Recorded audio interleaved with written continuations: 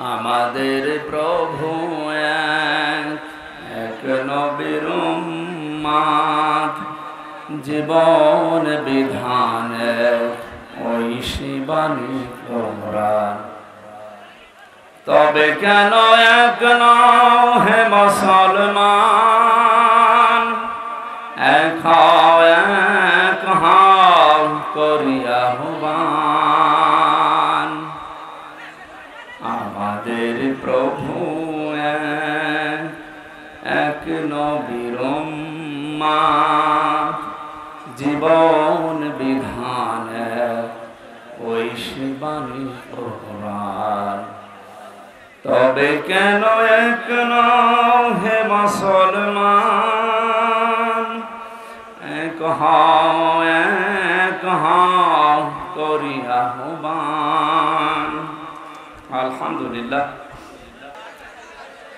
বৈষম্য বিরোধী ছাত্র আন্দোলনের শহীদদের মাগফিরাত কামনায়, আহতদের সুস্থতা কামনায়, মহাবিশ্বের মহাবিশ্বয় আমাদের মালিকের মুখের পবিত্র বাণী কোরআনে কারীম তাফসীরুল কোরআন মাহফিল বাসগ্রাম বিশ্ববিদ্যালয় কলেজ ময়দানে এলাকাবাসী কর্তৃক আয়োজিত, ছাত্র সমাজ কর্তৃক প্রতিষ্ঠিত এ মহতী আয়োজনের সম্মানিত সভাপতি, সাবেক চেয়ারম্যান বাগলাট ইউনিয়ন পরিষদ,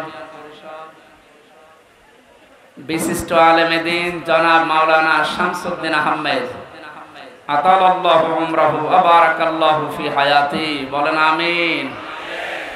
মাহফিলের প্রধান অতিথি শাইখুল মাশায়েখ, বাংলাদেশ জামায়াতে ইসলামী কুষ্টিয়া জেলা শাখার সম্মানিত আমির, বিশিষ্ট ইসলামী চিন্তাবিদ শিক্ষাবিদ অধ্যাপক মাওলানা আবুল হাশেম দামাত বারকাতুহুমুল আলিয়া, বিশেষ অতিথি বাংলাদেশ জামায়াতে ইসলামী কুষ্টিয়া জেলা শাখার সম্মানিত সেক্রেটারি অধ্যাপক সোজাউদ্দিন জোয়ারদার দামাত বারকাতুহুমুল আলিয়া।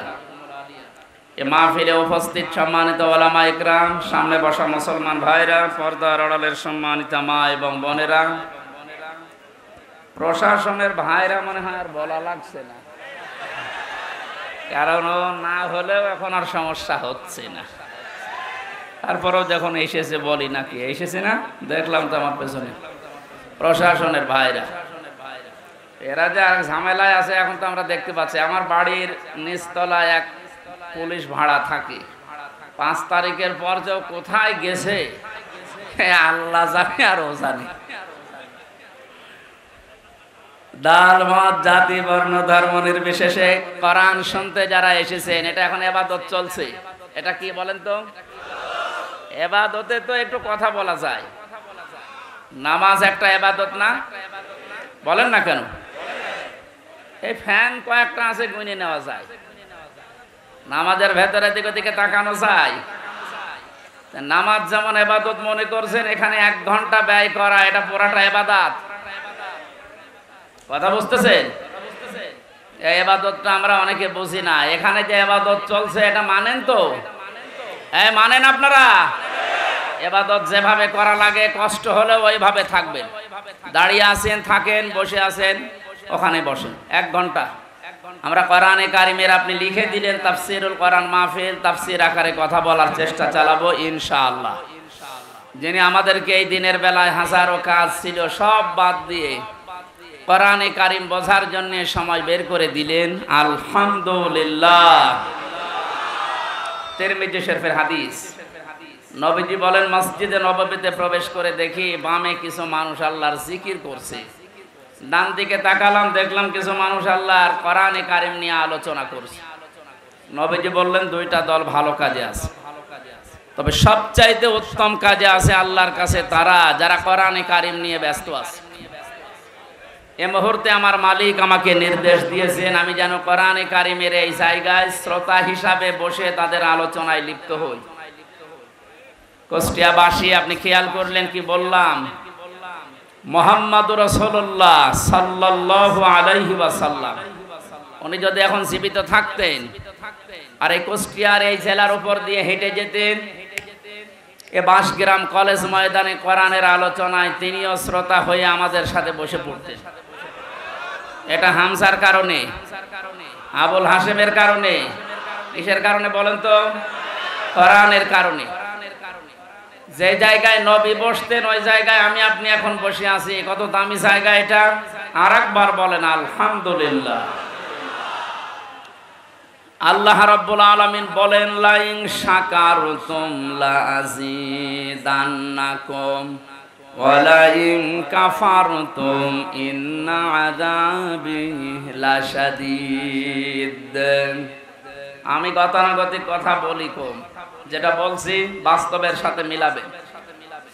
সূরা ইব্রাহিমের ৭ নম্বর আয়াতের শেষের দিকে আছে, ১৩ নম্বর পারার ১৫ নম্বর পৃষ্ঠা ৭-৫ নম্বর লাইনে আছে। আল্লাহ পাক বলেন, নবী শুকরিয়া যদি আদায় করেন আমি নিয়ামতকে জীবনে বাড়িয়ে দেব, শুধু বাড়িয়ে দেব।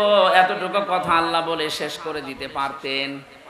লামে তাকিদ নুনে সাকিলা, সুপারলেটিভ ডিগ্রি দিয়েছেন আল্লাহ। আল্লাহ এত বড় গ্যারান্টি শব্দ দিলেন যে অবশ্যই আমি আল্লাহ বাড়িয়ে দেব যদি নিয়ামতের শুকরিয়া আদায় করো।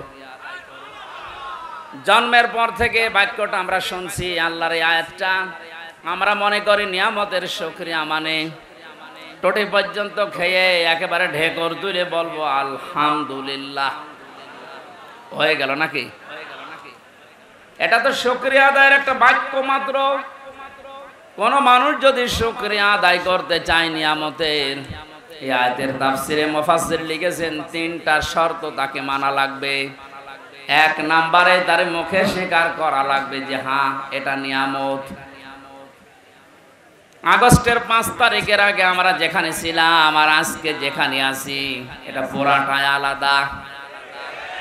কথা বলে না কেন? এটা কত বড় নিয়ামত!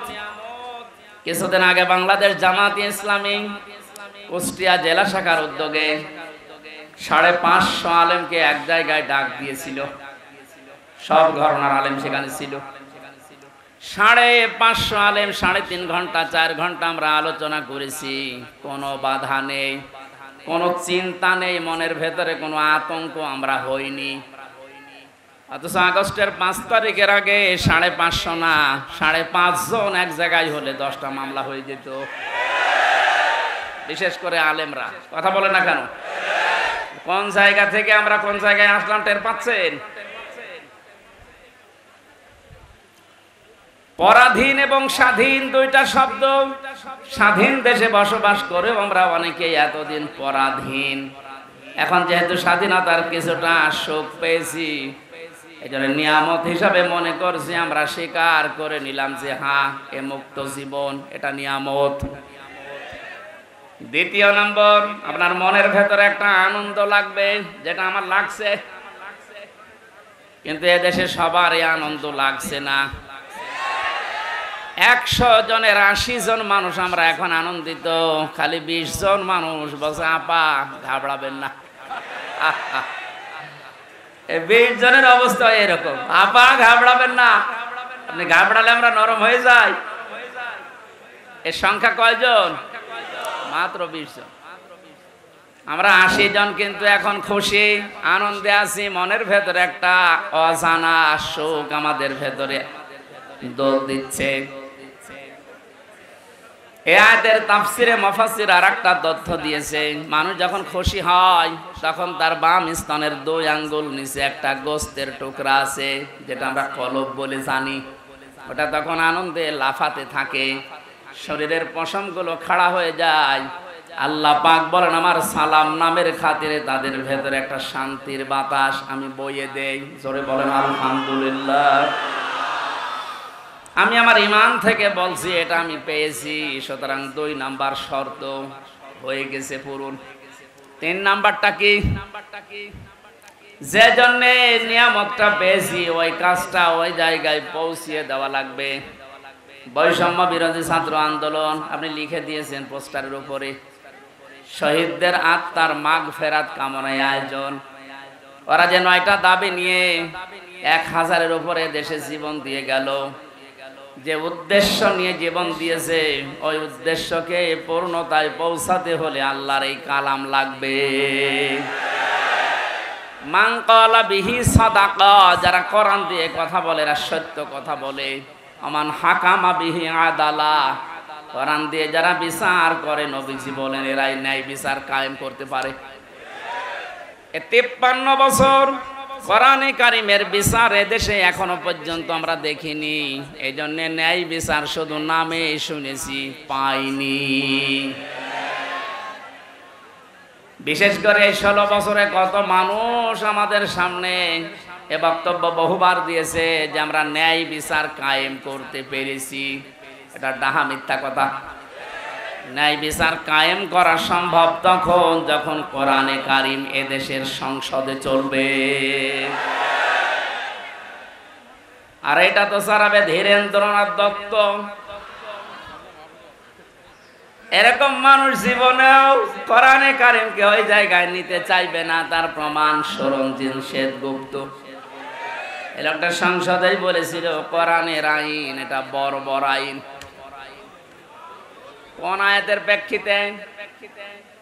সূরা মায়েদার 38 নম্বর আয়াত যখন সংসদে কে যেন বলেছিল, ওই সময় দেখলাম রিয়েক্ট করেছে, আস-সারিকু ওয়াস-সারিকাতু ফাকতাউ আইদিয়াহুমা জাযাম বিমা কাসাবা নাকালাম মিনাল্লাহ ইলা আখির আয়াত। আল্লাহ পাক বলেন চোর পুরুষ হোক আর নারী হোক, সাক্ষ্য প্রমাণে যদি ধরা পড়ে তাহলে তার হাত কেটে দাও, এটা দুনিয়ার শাস্তি। এই লোকটা এই আয়াতকে বড় বড় আইন বলেছিল, কারণ হচ্ছে তার ওই যে কালো বিড়াল পাওয়ার পরও বলেছিল না হবে না। প্রমাণ করার জন্যে তদন্ত কমিটি গঠন করেন।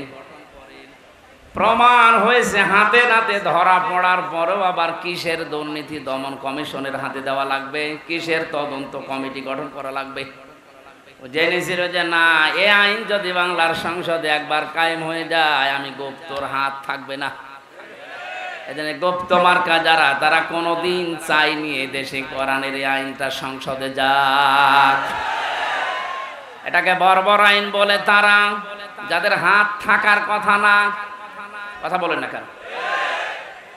এই জন্য যতদিন পর্যন্ত কোরআনে কারিমের এই নিয়ম নীতিগুলো সংসদে নিয়ে যেতে না পারবেন ততদিন শুধু ন্যায় বিচার মুখে শুনবেন, বাস্তবে পাবেন না। আমরা চাই কোরআনের আইনগুলো 56,000 বর্গ মাইলের দেশে 100 ভাগ চালু হোক। আর ন্যায় বিচার কারে বলে আল্লাহ যেটা গ্যারান্টি দিয়েছে ওটা যেন আমরা দেখতে পাই। কথা বলেন ঠিক কিনা?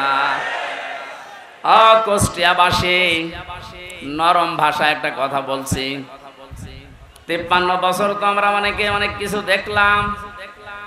রাজনীতি মনে না করে বাস্তবতার সাথে একটু মিলান তো। বাবা চালিয়েছিল এ দেশটা অনেক দিন, আমরা দেখেছি দুর্ভিক্ষ পর্যন্ত এসেছিল। আমি দেখি নাই, মুরব্বীরা দেখেছি। স্বামী চালিয়েছিল অনেকের, চালায়নি? কথা বলেন না কেন? চাচাও চালিয়েছে 9 বছর, যেভাবেই হোক। ভাবি চালিয়েছিল, আরে 15 বছর তো বউ চালিয়েছে।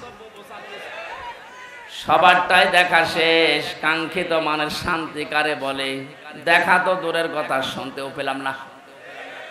এখন শুধু দেখতে বাকি আছে আল্লাহর এই কোরআন দিয়ে দেশ চললে কেমন দেখা যায়।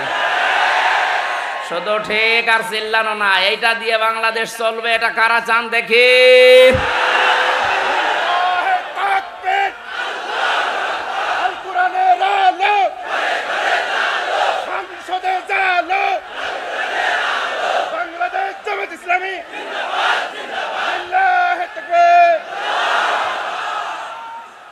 আলহামদুলিল্লাহ। এই কথা যারা এই সামিয়ানার নিচে বললেন, কথা ঠিক থাকবে তো নাকি বেড়ি ফেলে আবার উল্টিয়ে যাবেন? মানিত্তাবাল হুদা বিগাইরিল কোরআন আদাল্লাহুল্লাহ। তিরমিজি শরীফের হাদিস। নবীজি বলেছেন কোরআন যদি কাউকে পরিবর্তন করতে না পারে আর কোরআন বাদ দিয়ে পৃথিবীর কোন জায়গায় যদি কেউ ভালো হওয়ার নিয়ত নিয়েও যায়, আল্লাহ নিজে তাকে দায়িত্ব নিয়ে গোমরা বানিয়ে দেয়। এই জেলাকে বহু ভালোবাসি, আমার মাতৃভূমি এই জেলা কুষ্টিয়া। খুব ভালো করে শোনেন কুষ্টিয়ার মানুষেরা, কোরআন যেখানে নেই ওখানে গেলে আপনাকে খারাপ বানাবে। হামজা বলেন আদাল্লাহুল্লাহ, আদাল্লাহ ইউদিল্লু, বাবে ইফআল থেকে এসেছে।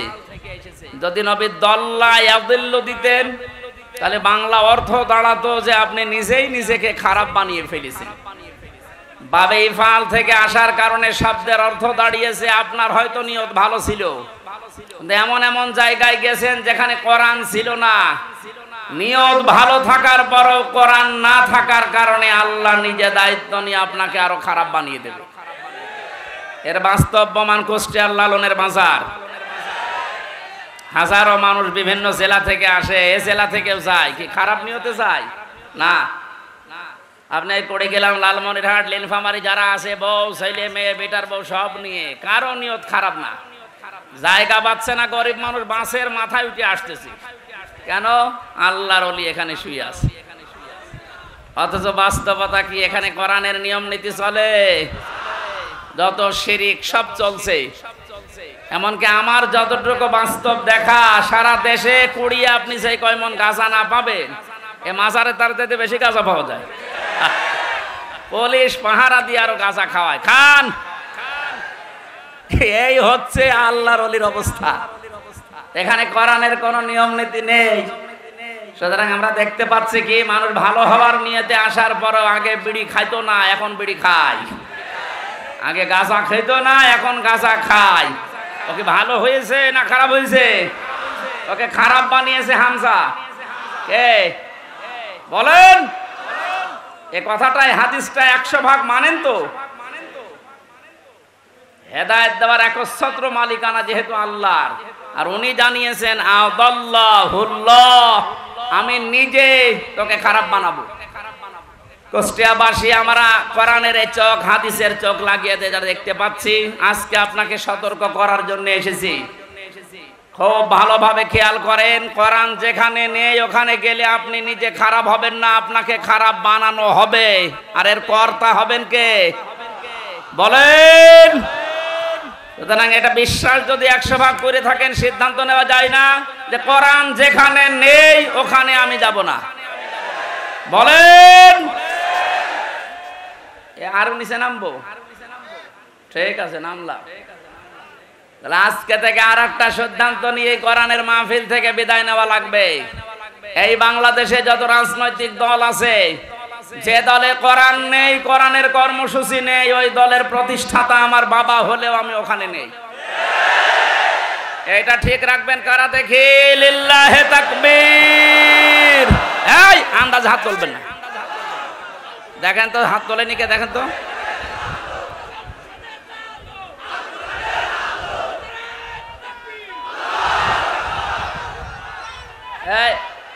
ঠিক আছে,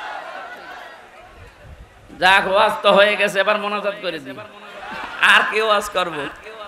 এর উপরে আর কোনো ওয়াজ আছে? এইটা যদি আমার মনে হয়, কালকে আমি চুয়াডাঙ্গায় ছিলাম শহরের পাশে, ওখানে মনে হয় এনএসআই রিপোর্ট দিয়েছে যে 5 লাখ মানুষ ছিল। এত মানুষ হয়েছে, আমার জীবনে আমি অত মানুষ দেখি না এক জায়গায়। কালকে ওই জায়গায় যে হাত তুলেছে, আমার মনে হয় ওই মানুষগুলো যদি আগামী সময়ে এই কথাটা ঠিক রাখে যে যেখানে কোরআন নেই সেখানে আমি নেই, তাহলে এই দেশে আমার মনে হয় কয়েকটা দল বাদ দিয়ে বাকিগুলো সব আউট হয়ে যাওয়ার কথা। এই 5 লাখ মানুষ কালকে হাত তুলেছে, এর ভেতরে অন্তত যদি 1.5 লাখও ঠিক রাখে, তাও তো ওই আসনটা অন্তত কোরআনের হাতে চলে যায়। 1.5 লাখও ঠিক রাখবে না, দেখবেন বিড়ি আর বাকি জিনিস পেয়ে সব আল্লাহর রাস্তায় চলে গেছে। তা আমরা কুষ্টিয়ার মানুষ, আমরা চুয়াডাঙ্গা না, আমরা চরিত্র অত ঝামেলা নেই, আমরা ইনশাল্লাহ ঠিক রাখবো। বলেন। যত জেলায় গেছি হাদিসটার ব্যাখ্যা যত জায়গায় করেছি, আমার মনে হয় মানুষগুলো যদি যারা হাত তোলে শুধু, এরাও যদি ঠিক রাখতো, তো বাংলাদেশে সেই আমার সেই 11 সালের পর থেকে যা শুরু হয়েছে আমার আলোচনা, ওই সময় দেশে ইসলাম কায়েম হয়ে যাওয়ার কথা। কোরআন নেই, আমি সেখানে নেই, তাহলে কোন দল টিকবে? আগে দেখবেন যে কোরআনের কর্মসূচি এই দলের ভেতরে আছে কিনা। অনেক দলের ভেতরে আমরা কোরআন দেখতে পাই, কিন্তু কোরআনের আয়াত পড়ে চলে যায় বাইপাস কাটিয়ে অন্যদিকে। বিভিন্ন দরবার কেন্দ্রিক যে আলোচনাগুলো আমরা দেখি, আয়াত পড়ে ঠিক, কানে হাত দিয়ে সুর করে তেলাওয়াত করছে কুল হুয়াল্লাহু আহাদ। তাফসীর মাহফিলে, ওয়াজ মাহফিলে ইসালে সাহাবে আয়াতটা পড়ে, কারণ জানে যে আয়াত পড়লে তিনবার পড়লে এই সূরাটা এক খতম কোরআন শরীফ পড়ার সওয়াব হয়, এই নিয়তেই পড়ে। পড়ার পরে বাস্তবতা দেখি, হে নবী আপনি বলেন আল্লাহ এক। এবার আস্তে করে কাটছাট করে চলে যাচ্ছে উনি কুষ্টিয়ার বাইপাস দিয়ে। এবার বলে নবী কোন নবী? নিজেই বলে নবী ফাতেমার বাবা। এ ফাতেমাকে? হোসাইনের মা। হোসাইন মানে আমার সাথে যে হুজুরটা থাকে ওইটা, হযরত হাসান হোসাইনের মা। এ হোসাইনের মা উনি কি করেছিলেন? হোসাইন শাহাদত বরণ করেছিলেন কারবালায়। এবার আপনাদেরকে আমি কারবালার ঘটনা শোনাবো মাত্র 2 ঘন্টা। আয়াত পড়েছিল কি? কুল হুয়াল্লাহু আহাদ, আর তাফসীর হচ্ছে কারবালার। তাও তো কারবালার যে 27টা শিক্ষা আছে ওইগুলো যদি সামনে নিয়ে আসে তাও তো মানায়। এমন এমন কথা হোসাইনের নামে চালিয়ে দেয়, হাসানের নামে, যেগুলো কোরআন হাদিসের বাস্তবতা ইতিহাসে কিচ্ছু নেই, ও ভণ্ডরা সব বানায়। আর আমরা গ্রাম্য মানুষ বিভিন্ন জায়গায় বসে বসে শুনি আর বলি যে হ্যাঁ ওয়াজ হচ্ছে, এই তো ওয়াজ হচ্ছে। এখানে কোরআনে কারীম কথা বলে ঠিক, কিন্তু কোরআন থেকে যে কথা আল্লাহ জানাতে চেয়েছেন কুল হুয়াল্লাহু আহাদ দিয়ে তার ওয়াহাদানিয়তের কথা, তার একাত্মবাদের কথা, এই কথাগুলোর যদি আহাদুন শব্দের, ইলাহুন শব্দের ব্যাখ্যা আমরা জনগণকে সঠিকভাবে শোনাতে পারতাম, এদেশের মানুষ আমার মনে হয় অনেকে পরিবর্তনের চেষ্টা করত। কালকে 2 জন যারা মুসলমান হয়েছে চুয়াডাঙ্গায়, অশিক্ষিত মানুষ না, 2 জনে শিক্ষিত। ওখানে আমার শব্দের ব্যাখ্যা ছিল ইলাহ শব্দের সাইয়্যিদ আবুল আলা মওদুদী রাহমাতুল্লাহ আলাইহির, ওনার একটা লিখিত বইয়ের উপরে কালকে আলোচনা ছিল আমার। উনি ইলাহ শব্দের ব্যাখ্যা যেভাবে করেছিলেন, ওই শব্দের অর্থগুলো বাস্তবের সাথে যখন মিলিয়েছি, বলে একটা হিন্দু, তাও কট্টর হিন্দু, খুব যত্ন সহকারে পূজা করে। আমাদের মুসলিমদের ভেতরে প্র্যাকটিসিং মুসলিম যেমন খুব বেশি অ্যাক্টিভ ভাবে যারা ইসলাম মানে, এই রকম লোক একটা। কথা শেষ করার পরে আমি জিজ্ঞাসাও করেছিলাম যে কি আপনি মুসলমান হয়ে গেলেন কেন? আপনি যেভাবে বুঝিয়েছেন আমি এতদিন পর্যন্ত ভাবি নাই, কারণ আমরা এইভাবে পড়াশোনা করার সুযোগ পাই নাই। আমাদের যে ধর্ম, ওই ধর্মে আমাদের কিতাবগুলো আমাদের পণ্ডিতরা ছাড়া, ধর্মের গুরু ছাড়া আমাদের পড়তে দেয় না। ইলা শব্দের যে অসারতার ব্যাখ্যা দিয়েছিলেন যে পৃথিবীর বহু ইলা আছে, আন্দাজে ইলা দাবি করে থাকে, ওদের কোনো কর্মক্ষমতা বাস্তবতা কিচ্ছু নেই। শেষ পর্যন্ত আমার বিবেকে নাড়া দিয়েছে, এই সত্যকে সত্য না মেনে মারা গেলে আমি নিজেকে ক্ষমা করতে পারবো না। দেন আপনি আমার ইসলামে দীক্ষিত করে দেন, জোরে বলেন সুবহানাল্লাহ। এই জন্য আমরা কোরআনে কারীম যেখানে নেই, আজকে থেকে আপনি সিদ্ধান্ত যখন নিয়েই ফেলেছেন যে অন্য কোনো জায়গায় আর যাবেন না, আজকের এই মাহফিল আমার মনে হয় যদি ঠিক রাখতে পারেন হাতটা, এই আলোচনা, এই আয়োজন সাকসেস, জোরে বলেন সুবহানাল্লাহ। দরুদ আর সালাম পাঠ করে আজকের তেলাওয়াতকৃত আয়াত, যদিও এটা একটা সম্ভাবনা বাস্তবতা নিয়ে সামনে আল্লাহ আয়াতটা নাযিল করেছিলেন সূরা কসসের 85, 84, 83, 84 এই আয়াতগুলো।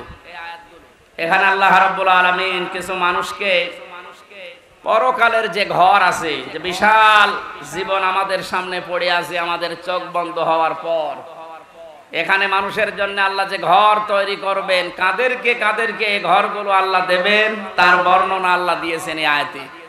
আমরা যেহেতু শুধু দুনিয়াদার না, আমাদের সামনে আরেকটা জগৎ আছে, এটা আমাদের বিশ্বাসে আছে না নেই? কুল্লু নাফসিন যায়িকাতুল মাউত ওয়া ইন্নামা তুওয়াফাউনা উজুরাকুম ইয়াওমাল কিয়ামাহ ফামান সুহসিহা আনিন নার ওয়া উদখিলাল জান্নাত ওয়া মাল হায়াতুদ দুনিয়া ইল্লা মাতাউল গুরুর। ও কুষ্টিয়াবাসী, সূরা আলে ইমরানের 85 নাম্বার 185 নাম্বার আয়াতটার দিকে তাকান। আল্লাহ পাক বলেন, পৃথিবীর যা সৃষ্টি করেছি, জীবন যারে দিয়েছি তারে মরণ দেব। সবাইকে একদিন মারা লাগবে।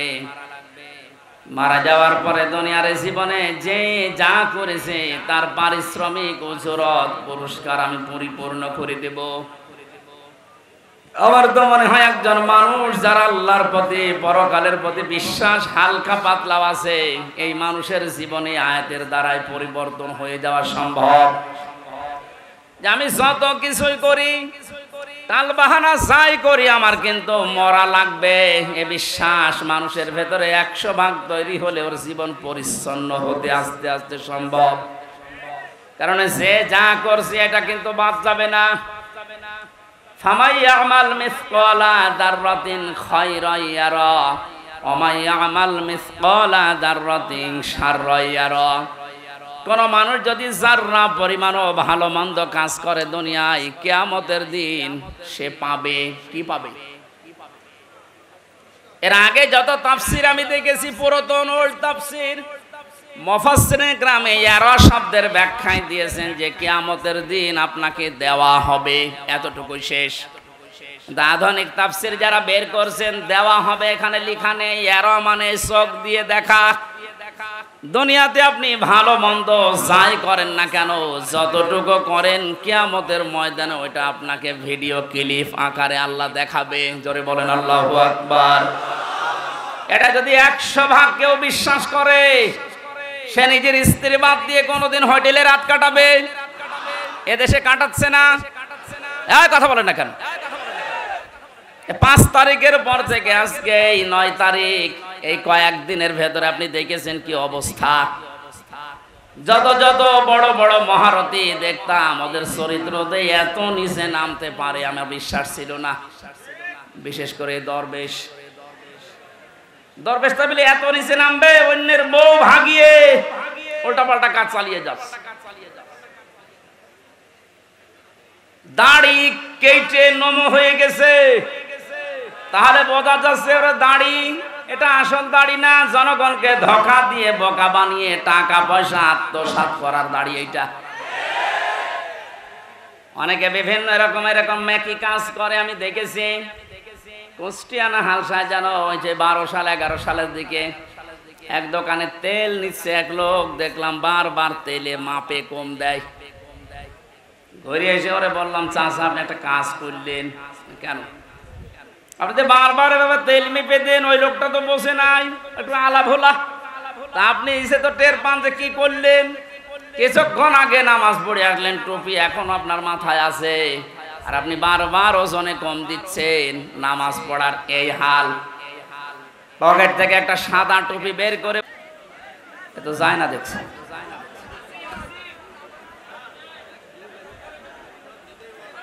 এজন্য এই আয়াতটা আমাদের প্র্যাকটিক্যাল লাইফে সেট করা দরকার। এখন থেকে এমন এমন কাজে আঞ্জাম দেওয়া দরকার, চোখ বন্ধ হওয়ার পরে যেন ওটা দেখে আমার জীবনে আনন্দ লাগে। কথা বলেন ঠিক কিনা? ফামান যুহজিহা আনিন নার ওয়া উদখিলাল জান্নাতা ফাকাদ ফাজ।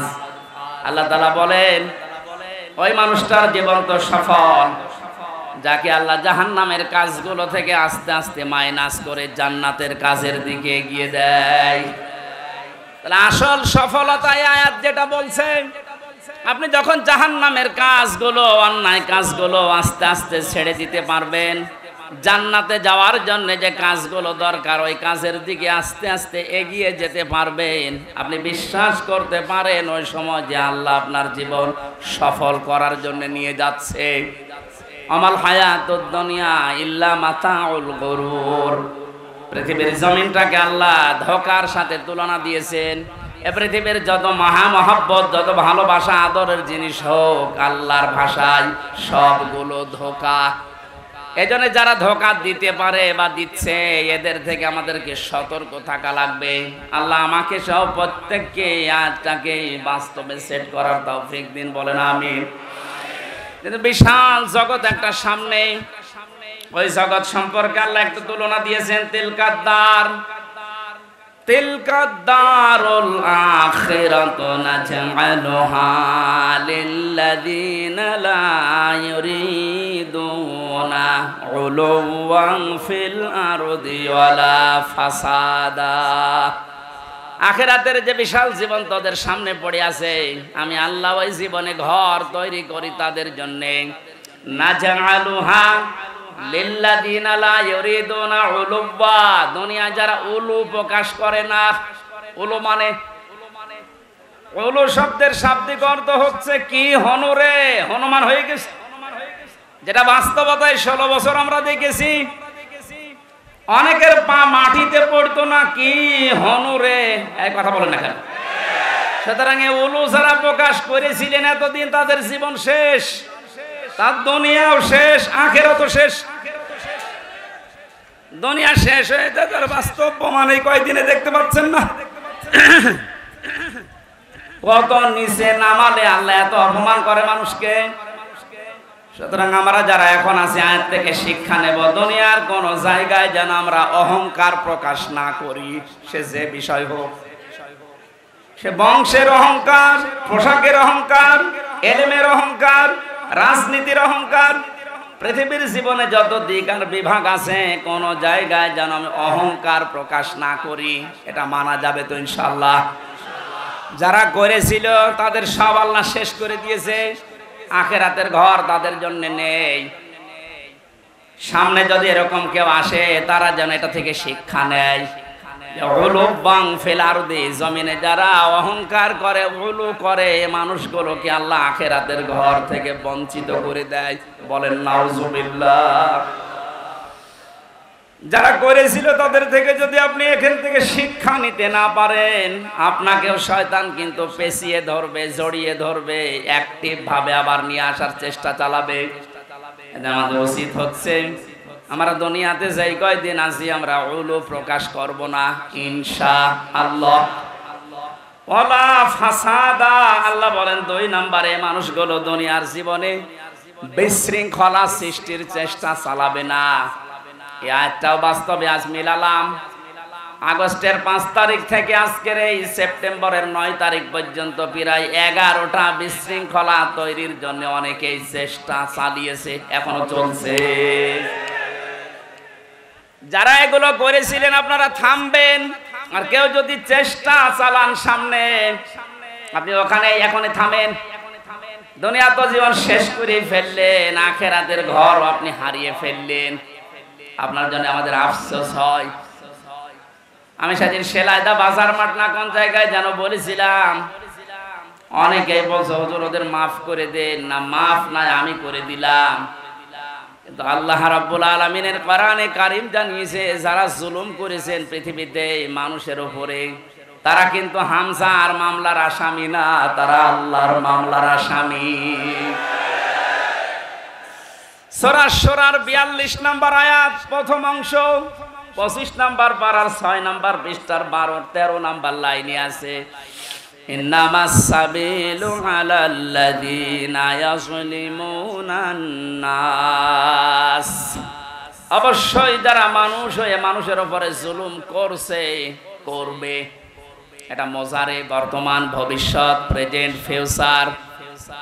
এখন যারা জুলুম করছেন, 5 তারিখের পর থেকে জালেম বিদায় হওয়ার পরেও আমরা দেখলাম অনেকেই আবেগে বা নির্যাতনের শিকার হয়েছিলেন, এই কন্ট্রোল না করতে পেরে জুলুমের খাতায় নাম লিখিয়েছেন। এটা আপনি ঠিক করেননি, থামেন।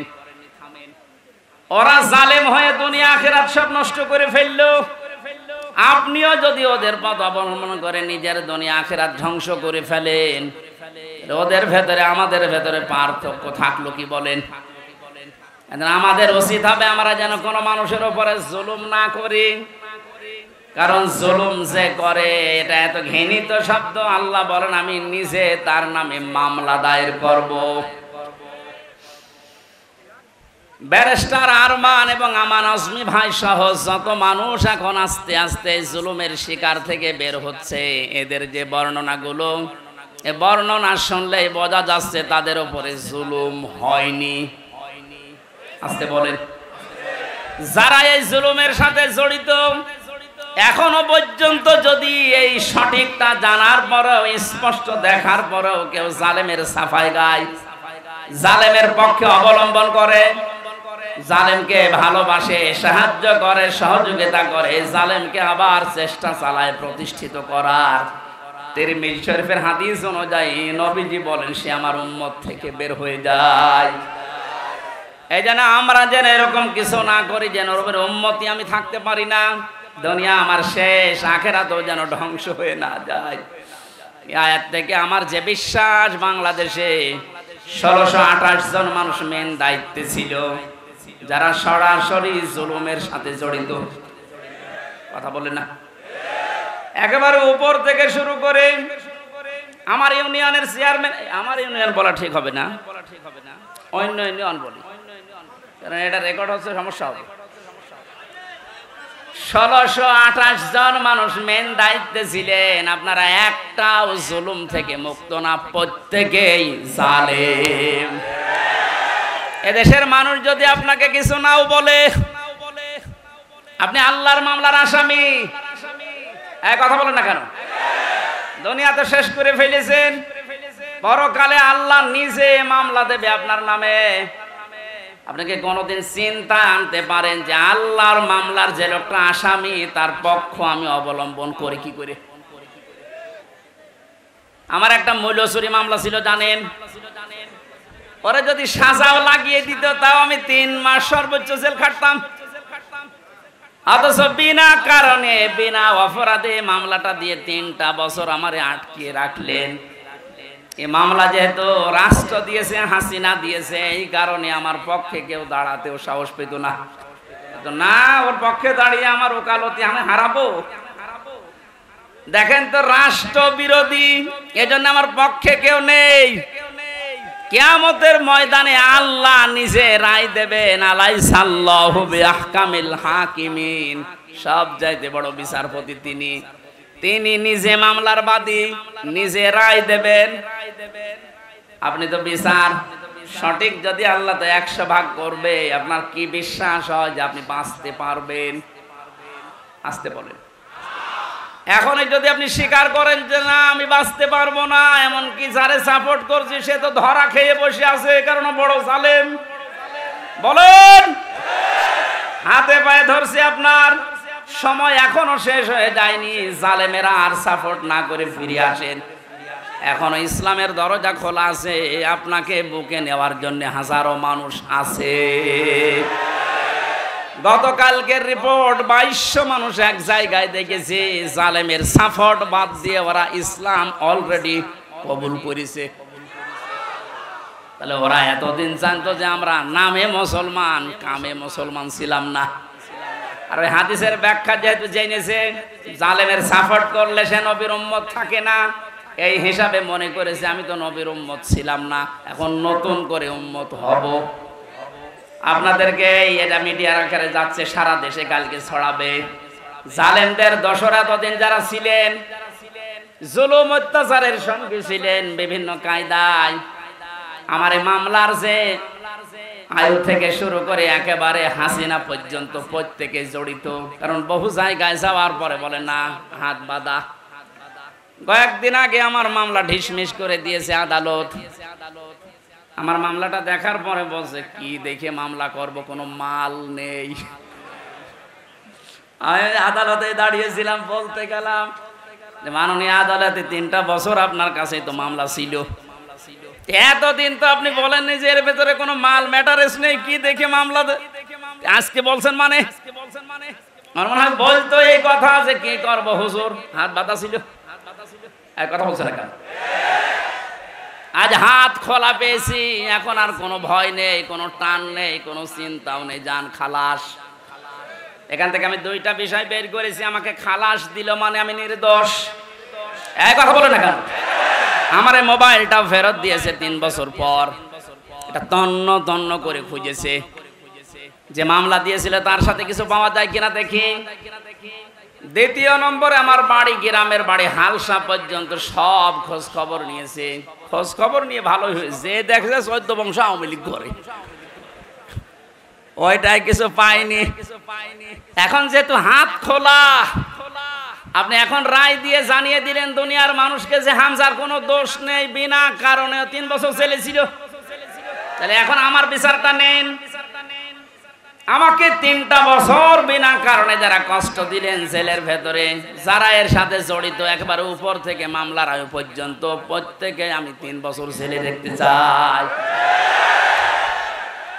তাও জেল মানে জেলা শহরের জেল না, হাই সিকিউরিটি জেল, যেটা কাশিমপুর কারাগারে ফাঁসির কন্ডেম জেলের ভেতরে রেখে দেয়। আমি আপনাদের ওখানে রাখতে চাই 3 বছর।